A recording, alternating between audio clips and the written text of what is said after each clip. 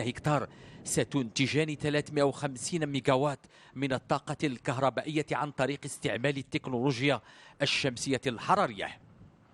يمكن لنا اليوم نقولوا أن باطمئنان أن شاء الله هذا الهدف ديال 2020 غادي يتحقق، وإن شاء الله ستسطر المشاريع اللي غادي تمكن من بلوغ الهدف ديال 2030 في أحسن الظروف، وبذلك نعطيو البعد الحقيقي ديال استراتيجية صاحب الجلالة اللي هي تمكين المغرب من النجاح في استراتيجيته وربط الجسور الاتصال مع باقي دول افريقيا.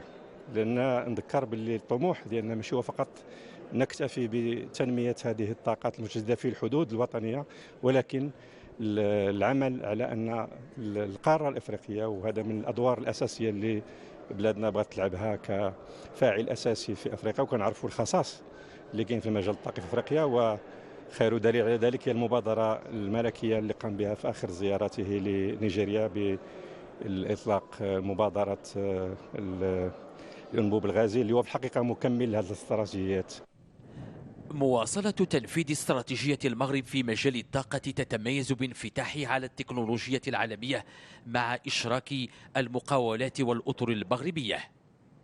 بورصة ذات ونموذج على الصعيد العالمي، حيث لا بالنسبة لنقل هذه الكهرباء خدينا آخر التكنولوجيات في هذا الميدان، وكذلك بالنسبة للإنتاج تشوفوا أن الطاقة الحرارية الشمسية والطاقة الفوتوفولتايك، وكذلك البحث العلمي انطلق على بورصة ذات.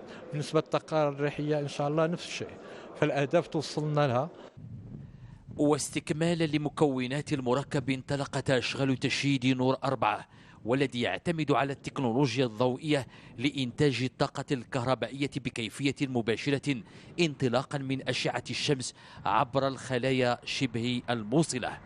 وهذا كان طبعا من المشاريع المتميزة زي ما احنا شفنا دائما في إطلاق البرنامج، أنه مشروع أخذ بأعلى المعايير المواصفات مع أيضا أقل تكلفة في الإنتاج للكيلووات أور. وهذا يؤكد على شيء أساسي، أنه اليوم المصنعين والمستثمرين والمطورين يتنافسون لعمل أفضل ما عندهم، لأنه البيئة الاستثمارية في المملكة المغربية كانت بيئة جدا جدا محفزة. مشاريع اللي أطلقوها مازن وطريقة طرح المشاريع بالشفافية وبالمهنية العالية خلت جميع الشركات العالمية تتهافت على المنافسة لأنها تأخذ حصة في السوق المملكة المغربية. وهذا يؤكد على شيء أساسي، أنه اللهم لك الحمد والمنة باستراتيجية الملك محمد السادس وبمهنية التنفيذ من مازن. اليوم احنا شفنا أنه فعلا صارت فيه قيمة مضافة من ناحية التكاليف. المغرب بفضل التوجيهات السامية لصاحب الجلالة في مجال التنمية المستدامة بصفة عامة وفي مجال الطاقي بصفة خاصة تمكن بفضل وضع خطة مندمجة ومبتكرة للقيام بالمشاريع الإنتاج الطاقية اللي كتركز على 4 المحاور، منها الإنتاج الطاقي، التنمية الصناعية المتعلقة بقطاع الطاقات المتجددة، البحث والابتكار المتعلق بهذا المجال، وأيضا التنمية المجالية في المراكز ديال الإنتاج الطاقة المتجددة. الريادة المغربية جات مبنية على النتائج الفعالة اللي تحصل عليها المغرب في إطار هذه الاستراتيجية المندمجة. بالتقنيات التكنولوجية العالمية في مجال إنتاج الكهرباء من الطاقة الشمسية يكون مركب نور أكبر موقع من نوعه على الصعيد الدولي، وذلك على مساحة تفوق 3000 هكتار.